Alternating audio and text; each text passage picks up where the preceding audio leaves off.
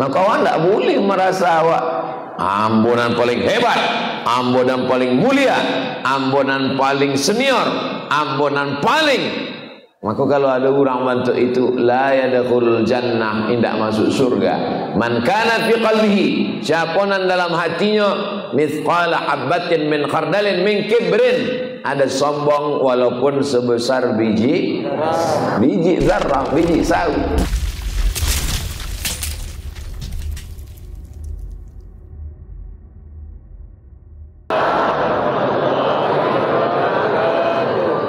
Alhamdulillah, wassalatu wassalamu ala rasulillah Sayyidina wa maulana Muhammad ibni Abdillah wa ala alihi wa sahbihi wa man tabi'ahu wa mawala.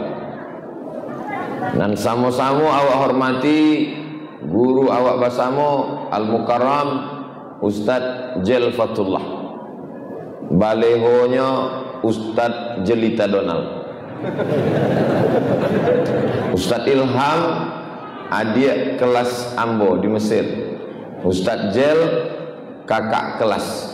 Jadi Ambo nan pertengahan di antara mereka. Kini basamo lain di dalam dakwah di bumi Minangkabau. Doakan supaya ustaz-ustaz awak kok istiqomah.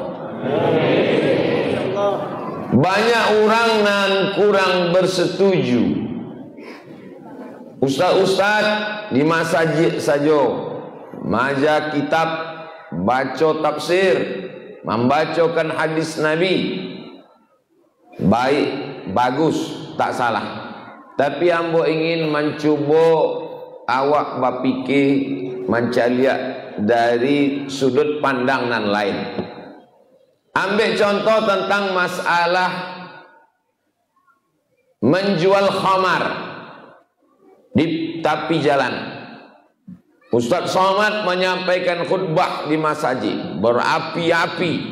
Innamal khamru khamar wal maisir judi wal ansab menyembeli binatang untuk berhala wal azlam mengundi nasib rijesun najis min amali syaitan perbuatan syaitan fajtanibu jauhi. Bukan main lagi garangnya dalam khutbah, dalam tausiah, dalam tabligh akbar.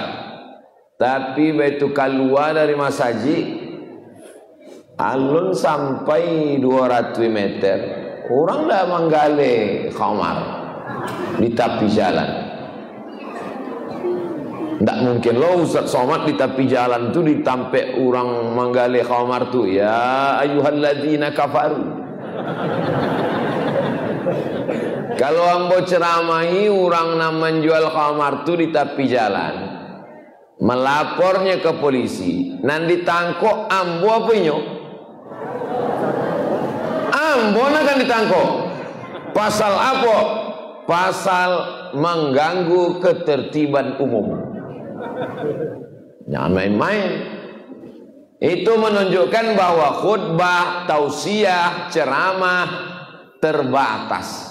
Tapi ada orang nan indak khutbah, indak tausiah, indak ceramah, bisa menghapuskan pedagang penjual minuman keras khamar. Dengan cara apa?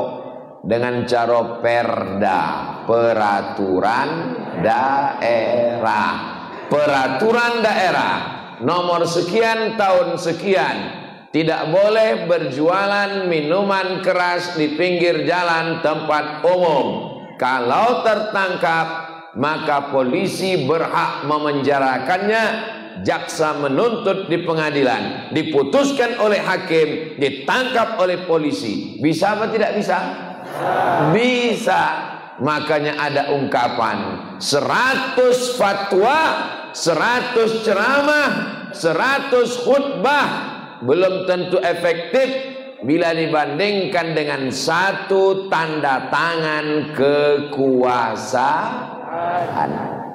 Tapi jangan bacakan antara yang berjuang dengan perda dengan yang khutbah ceramah tausiah. Ustaz Ilham tidak akan mejek ambo.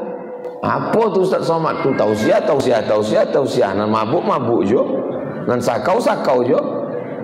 Dan ambo pun indah akan mengecam Ustaz Ilham. Apa Ustaz Ilham kok alumni Azhar tapi duduk di parlemen? Enggak. Sebab apa? Sebab tujuan awak samo, wa tawasau bil haq wa tawasau bis sabr. Satu melalui khutbah, melalui ceramah, satu melalui siasah, berpolitik. Siapa yang paling mulia antara nan khutbah dengan nan membuat perda? Inna akramakum indallah, yang paling mulia di sisi Allah, atqakum, yang paling takut kepada Allah Subhanahu wa taala. Antara ambo nan duduk di atas nan menyampaikan tausiah nan dicaliak di urang baik di bawah maupun dari atas, dengan ada jamaah nan tagak di pintu, bukan ustaz, bukan penceramah, indak dicaliak urang. Boleh jadi Abdul Somad masuk surga bukan dek tausiahnya, tapi dek doa dari hamba Allah yang tulus ikhlas. Betul? Betul kita jemaah. Nah kawan tak boleh merasa awak ambunan paling hebat, ambunan paling mulia, ambunan paling senior, ambunan paling. Maka kalau ada orang bantu itu, la yadkhulul jannah, indak masuk surga. Man kana fi qalbihi, siapa nan dalam hatinya mithqala habatin min khardalin min kibrin, ada sombong walaupun sebesar biji zarrah, biji sawi. Mudah-mudahan Allah menyelamatkan hati awak daripada penyakit takbur, angkuh dan sombong itu. Ambo cuma ingin menjalihkan supaya awak jangan sampai suuzon, salah sangko. Ambo tetap husnuzon, iko alumni, iko junior, iko senior, iko buya. Mereka ingin memperbaiki umat negeri ini dengan jalur yang lain. Ceramah, tausiah, khutbah, maja di kelas, bacakan kitab di pesantren, itu dakwah. Tapi ada dakwah yang lebih hebat, dakwah dengan tanda tangan, dakwah dengan kekuasaan. Awak tinggal di Kabupaten Agam, penduduknya 527.000.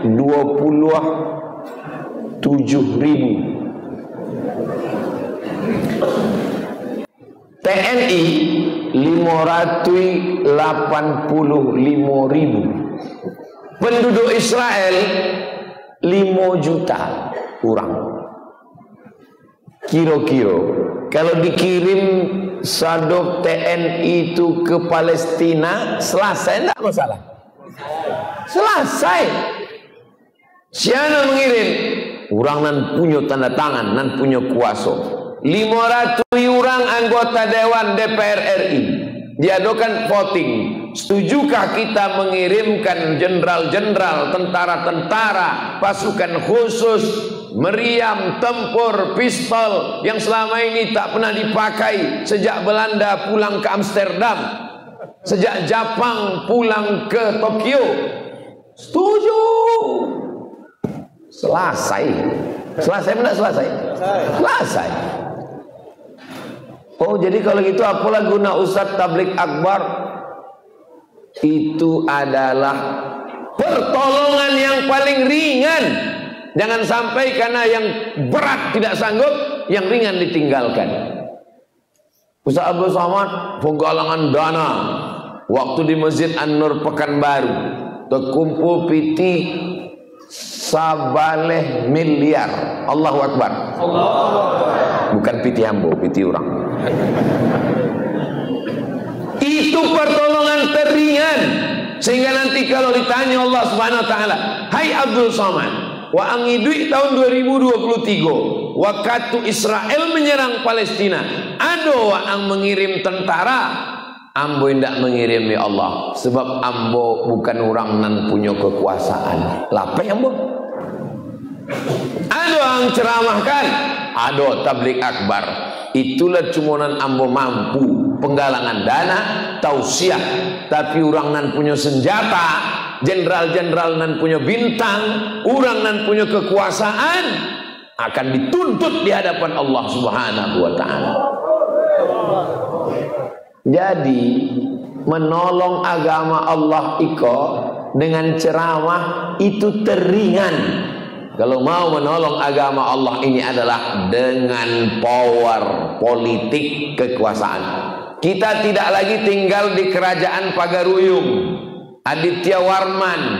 Kita tinggal di negara kesatuan Republik Indonesia. Kekuasaan tertinggi bukan di tangan raja, bukan di tangan sultan. Kekuasaan tertinggi di tangan rakyat. Karena semua dari mulai lurah, bupati, gubernur, wali kota, presiden, DPRD kabupaten, DPRD kota, DPRD provinsi, DPR RI, DPD, semuanya dipilih oleh